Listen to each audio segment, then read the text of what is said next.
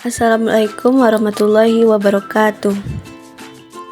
Kami dari kelompok 11 akan menampilkan video pembelajaran tentang penyesuaian pada masa dewasa akhir.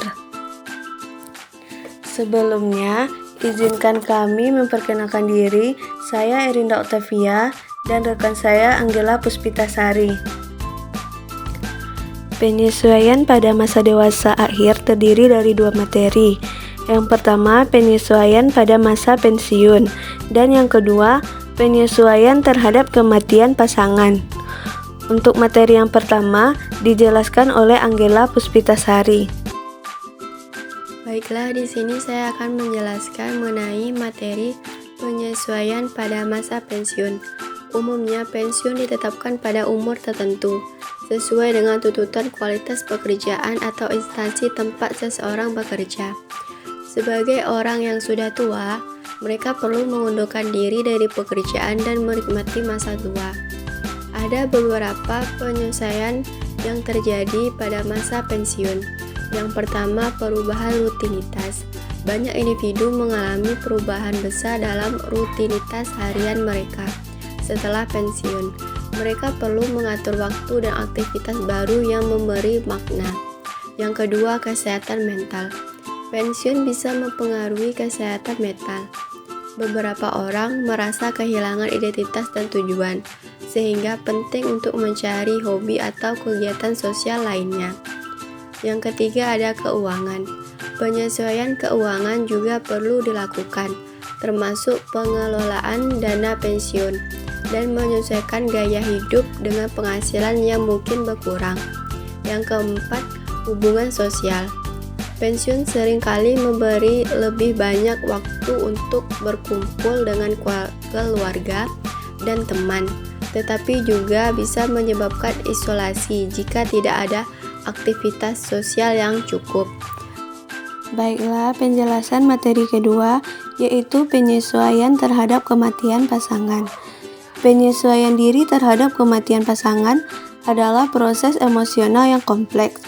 Ada beberapa cara yang dapat membantu dalam proses penyesuaian diri.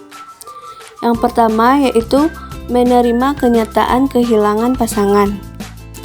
Ini bisa menjadi bagian tersulit, terutama jika kematian terjadi secara tiba-tiba. Proses penerimaan tidak harus terjadi sekaligus, namun dengan perlahan menghadapi realitas, seseorang bisa mulai mengelola emosinya. Yang kedua yaitu menghadapi perasaan duka, seperti adanya perasaan sedih, marah, bingung, dan bahkan rasa bersalah adalah hal yang wajar muncul. Yang ketiga, mendapatkan dukungan emosional. Dengan dukungan keluarga, teman, atau kelompok duka bisa sangat membantu.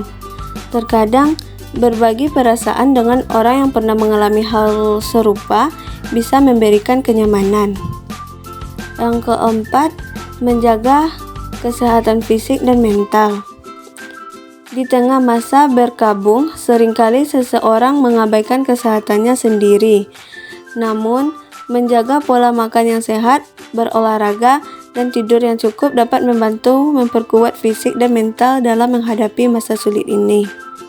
Yang kelima, membangun kembali kehidupan. Setelah beberapa waktu, penting untuk mulai membangun kembali rutinitas sehari-hari.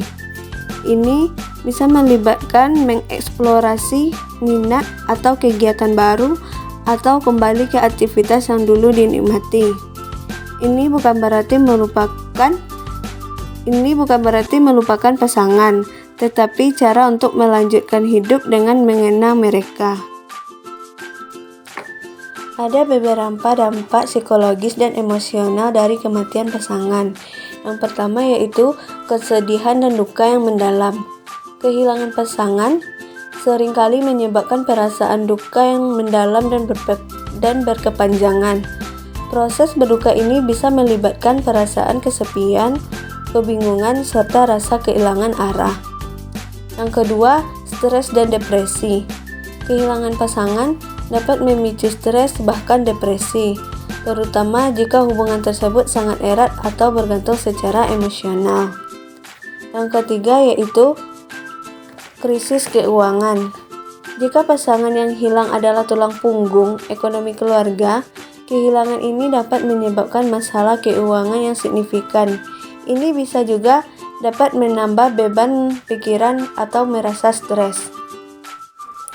Salah satu contoh kasus yang terjadi pada masa dewasa akhir yaitu pada seorang wanita berusia 62 tahun terpaksa meninggalkan profesinya sebagai kepala sekolah taman kanak-kanak di Kota Malang, Jawa Timur demi mengikuti keinginan anak-anaknya untuk bisa tinggal bersama di salah satu kota di Kalimantan Barat. Beberapa bulan setelah pindah, nenek pensiunan pendidik ini mulai merasa jenuh dan kesepian. Dia pun mulai stres akibat belum terlalu siap menghadapi masa pensiun, hingga akhirnya mulai sakit-sakitan. Kemudian, anak-anaknya mulai mencarikan dia kesibukan, yang pada akhirnya berujung pada kesempatan menjadi kepala sekolah kembali di sebuah TK swasta yang ada di Pontianak. Meskipun diizinkan kembali bekerja lagi, pada praktiknya, nenek tersebut juga mengalami kewalahan dalam bekerja di usia yang tak lagi muda dan produktif. Seringkali tekanan darah nenek tersebut mengalami kenaikan dikarenakan menghadapi anak-anak TK yang aktif dan guru yang bermacam karakter. Sekian penjelasan materi dari kami. Terima kasih. Wassalamualaikum warahmatullahi wabarakatuh.